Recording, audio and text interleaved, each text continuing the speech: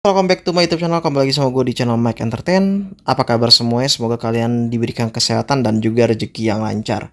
Hari ini market lagi keadaan crash, dan dimana gue udah membahas tentang PP Coin di sore hari.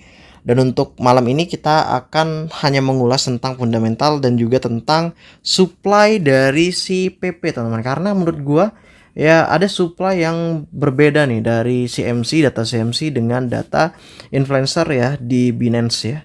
Dan data ini teman-teman ya, menurut gua adalah hal yang sangat penting sekali buat teman-teman yang mungkin saat ini masih memegang PP, teman-teman. Dan gue juga minta untuk kepada kalian ya untuk komentar di bawah apakah data ini lebih spesifik di data CMC atau malah data yang telah dimana influencer itu mengatakan bahwa data ini diambil dari news-news yang ada, teman-teman, atau yang memang benar-benar terjadi, teman-teman.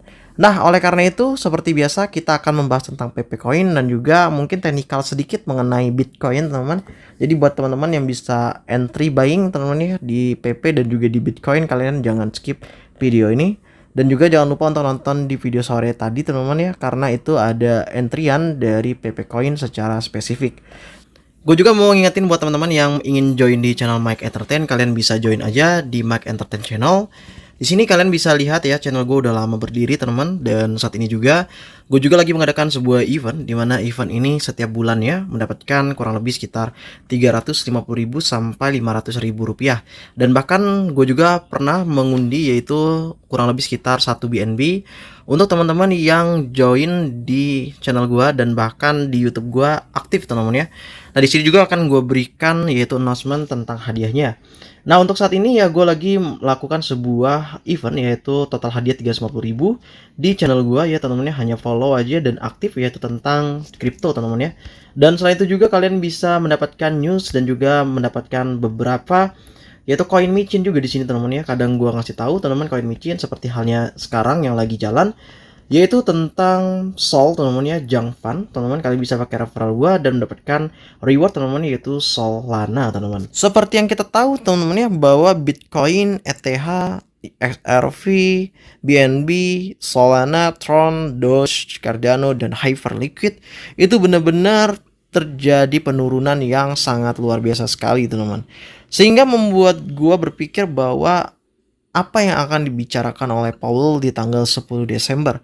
Mengapa? Karena 10 Desember ini adalah penentuan ya FOMC, di mana apakah Fed ya, teman-teman ya, akan melakukan sebuah pemangkasan suku bunga di next month atau kapan gitu ya rencana untuk pemangkasan suku bunga itu terjadi. Tetapi kalau di bulan ini seperti yang kita udah pernah bahas, yang udah gue pernah bilang juga teman-teman, bahwa ya market akan berdarah, teman-teman ya, karena pemotongannya hanya 0,5 BPS aja ya, teman-teman ya. Nah, untuk tahun depan apa yang akan dilakukan oleh Fed, teman-teman? Apakah dia akan bersikap hawkish atau malah dovish, teman-teman? Yang dimana kita tahu bahwa ya momentum untuk FOMC tanggal 10 Desember itu adalah momentum gila-gilaan market, teman-teman. Nah, dimana nanti akan adanya liquidity yang diambil ya oleh trader, teman-teman. Misal katakanlah ya Bitcoin ya saat ini mungkin di 1,4 jutaan 4 miliar, teman-teman ya. Nah, sekarang teman-teman ya mungkin pas tanggal 10 Desember Bitcoin bisa ke 1,7 gitu ya. Terus habis itu dia turun lagi ke 1,3. Jadi bisa aja seperti itu. Atau sebaliknya dia bisa 1,2, terus setelah itu dia ke 1,5, terus dia ke 1 miliar gitu ya. Seperti itu ya, diambil liquidity gap-nya, teman-teman. Nah, tetapi kita nggak tahu apa yang akan diumumkan oleh The Fed, teman-teman. Tetapi gua masih optimis terhadap Bitcoin, teman-teman ya, sebelum terjadinya penurunan yang tajam ya. Jadi kita akan melihat dan memantau wait and see tanggal 10 Desember ini. PP maksimal supply ya, teman-teman ya, itu 420 ya. Nah, terus burningnya setahu gue tuh 50% dari maksimum supply, teman-teman. Artinya paling yang beredar cuma 200-an gitu ya, 200-an T gitu ya. Nah, tetapi kita lihat ya, teman-teman ya, saat ini, teman-teman ya, PP itu total supply-nya yaitu 420 T. Nah, ini yang gue bilang tadi, dompet matinya yaitu di top 10 hanya 1%-an aja dari 420 T. Kalau top satunya kita tahu ya pasti ini biasanya developer, advisor, dan tim lain sebagainya ya. Biasanya seperti itu, teman-teman ya. Top keduanya biasanya ketiga segala macam ke sini, teman-teman. Top 5 anggap aja tim dan lain sebagainya. Nah, di bawahnya biasanya itu adalah walls ya, atau dia ngebeli dari awal. Tetapi ini yang membuat gua agak berbeda adalah di sini teman-teman ya. Di PP teman-teman ya. PP ini dompet matinya hanya segini teman-teman. 1,64% teman-teman ya. Pembakaran awal PP Coin itu kurang lebih sekitar 50% atau 210 T teman-teman. Itu adalah pembakaran ya dari si PP teman-teman. Nah, di sini adalah untuk menciptakan kelangkaan dan meningkatkan proposisi nilai dari token tersebut. Nah, ya. Terus juga pembakaran lanjutannya teman-teman ya. Pada bulan Oktober 2024 ya. PP ini mengumumkan acara pembakaran deflasi yang bekerja sama dengan Base AI Network teman-teman ya. Dan juga kalau kita lihat juga pada bulan Desembernya ini dia melakukan sebuah pembakaran atau burning sekitar 6,9 triliun token teman-teman ya, yang bernilai sekitar 5,5 juta USDT teman-teman. Nah, di sini dampak pada pasokan yang beredarnya yaitu kurang lebih sekitar 200 triliun teman-teman ya. Kita lihat dari per Februari 2025 teman-teman ya. Ini data ya, kita ngomongin data teman-teman ya, data dari PP. Tapi ya kalau kita lihat dari dompet matinya, ini dari CMC holder teman-teman ya. Dompet matinya ya top 10-nya adalah dompet mati sekitar 6,91 T teman-teman ya. 6,9 T teman-teman atau 1,64%. So ratusan T-nya gue nggak tahu kemana gitu ya kan. Tetapi gue melakukan sebuah penelusuran kembali di sini Etherscan PP. Nah, kalau gue lihat dari sini top satunya adalah Binance ya, terus juga di Binance ya maksudnya. Terus juga Robinhood 6, Binance 28, Cold Wallet teman-teman, Revolut. Nah, ini adalah dompet mati ya. Gue bilang tadi adalah dompet mati, null deaths. Itu 1,64% teman-teman ya. Nextnya di bawahnya lagi teman-teman ya, Crypto.com, Gemini, CoinSpot dan lain sebagainya, Bitpanda, Maxi dan lain sebagainya. Ini nggak ada teman-teman dompet mati ya teman-teman ya. Ini padahal udah top 50 teman-teman ya. Cuma tadi aja top 10 aja yang gue bilang tadi ya. Nah, gue nggak tahu perhitungannya seperti apa teman-teman ya kalau untuk PP ini gitu teman-teman. Tuh lihat ya. Ini kita mendapatkan data aja teman-teman. Tuh ya, kita cek ya. Tuh.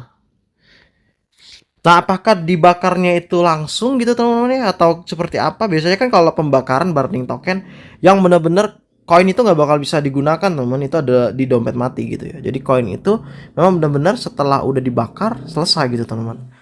Tuh ya. Pun kalau misalnya dia mau di map ngomong ya 210 T, berarti seharusnya dia di PEX 1 teman-teman ya. Kenapa? Karena di PEX 1 itu kan pasti nilainya lebih tinggi daripada di PEX 2-nya teman-teman. Katakanlah ini teman-teman ya. Di Binance dia memiliki kurang lebih sekitar 12%. Ya untuk persentasenya atau kuantitinya 51 T gitu teman-teman ya. Seharusnya di bawahnya itu dompet mati gitu, tetapi dead-nya atau dompet matinya itu hanya di top 10 teman-teman. Itu aja gitu kira-kira. Tuh ya. Nah, apa sih dompet mati itu? Dompet yang nggak akan bisa digunakan lagi. Jadi misalnya koinnya udah dibakar, di burning, jadi masukin ke dompet mati, itu nggak bakal bisa digunakan lagi koin tersebut teman-teman. Tetapi kalau hanya burning, tetapi tidak ada apa namanya tulisan dompet matinya ya, mungkin hanya masuk ke fee-nya atau apa ya, masih bisa ya teman-teman supply tersebut digunakan lagi teman-teman. Jadi ya menurut gua nggak 200 triliun yang udah dibakar ya, yang saat ini dibakar hanya sekitar 6,9 T aja teman-teman. Kurang lebih seperti itu nih ya. Kita lihat ya. Tuh. Ya, ini ada dompet mati dari si PP teman-teman. Selain daripada fundamental PP Coin, kali ini kita akan membahas tentang pergerakan dari Bitcoin teman-teman. Ya, Bitcoin udah menyentuh di area kita yang 2 minggu lalu gue telah membahasnya teman-teman. Dan untuk saat ini sejauh ini Bitcoin akan naik ya harusnya karena dia sudah berada di buyers yang memang saat ini banyak banget buyer yang beli di area ini teman-teman.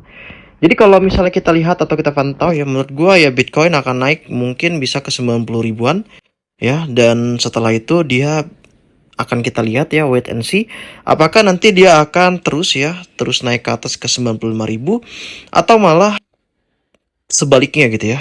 Tetapi kalau kita lihat dari 10 Desember teman-teman, jadi 10 Desember nanti teman-teman, The Fed itu akan memberitahukan teman-teman ya, apakah akan mempertahankan suku bunga atau pangkat suku bunga untuk next bulan ya, atau di bulan Januari, Februari ya teman-teman ya. Ini adalah benar-benar menunggu momentum teman-teman, dan menurut gua ya momentum untuk naik teman-teman ya itu akan terjadi teman-teman terhadap Bitcoin ya. Nah, mungkin ya dia akan mengambil liquidity teman-teman ya. Liquidity yang di mana Bang? Yaitu di area ini teman-teman. Jadi dia akan mengambil liquidity ya, mengambil liquidity ini dulu teman-teman ya, atau dia di sini dulu. Terus setelah itu dia turun ke bawah gini teman-teman, trendline-nya. Ya, terus habis itu dia naik lagi ke atas teman-teman, trendline-nya. Terus setelah itu dia akan turun lagi ke bawah, dan setelah itu dia naik ke atas. Sebelum tanggal 10 Desember 2025 teman-teman. Nah, jadi teman-teman ya, pada poin intinya adalah ya menurut gua teman-teman ya, untuk sejauh ini ya kalau kita ngelihat dari market ya teman-teman ya, market ini sebenarnya agak riskan untuk kita beli banyak teman-teman ya, menurut gue sih seperti itu. Kenapa? Karena kita nggak tahu Powell ini akan speech-nya tanggal 10 Desember ini seperti apa. Nah, kalau misalnya Powell dia positif untuk market ya, enak juga teman-teman untuk kita buying ya besar gitu ya. Jadi memang benar-benar momentum 10 Desember adalah momentum yang sangat berarti buat trader teman-teman ya, atau investor. Apakah akan ada wacana pemangkasan suku bunga di bulan Januari, Februari teman-teman, atau Maret gitu ya. Tetapi kalau belum ada teman-teman, Powell hanya mengandalkan data saja, otomatis teman-teman ya maka Bitcoin akan kembali lagi ya ke area berapa ya, ke area ini teman-teman ya. Mungkin di sini banyak sellernya, pasti di sini banyak seller ya teman-teman ya. Terus setelah itu dia ngedam ke bawah lagi teman-teman. Kemana? Ke area yang kita bahas tanggal 11 hari yang lalu atau 12 hari yang lalu, bahkan sebulan yang lalu teman-teman. Gue udah bahas bahwa Bitcoin maybe ke 70.000 ya teman-teman ya. Dan bahkan bisa sentuh ke 60.000 teman-teman ya untuk Bitcoin teman-teman. Tetapi kita akan lihat, akan pantau apakah Powell itu akan speech-nya bagus atau enggak untuk kita teman-teman ya.